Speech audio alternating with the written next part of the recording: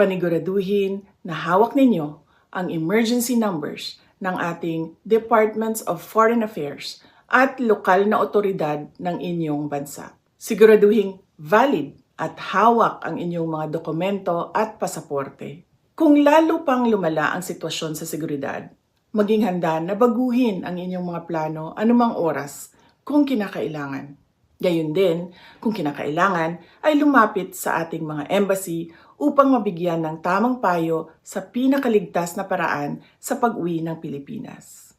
Pinayuhan ni Vice President Sara Duterte ang mga Pilipino sa gitnang silangan na gawin ng iba yung pag-iingat at maging alerto sa gitna ng kaguluhan sa Middle East.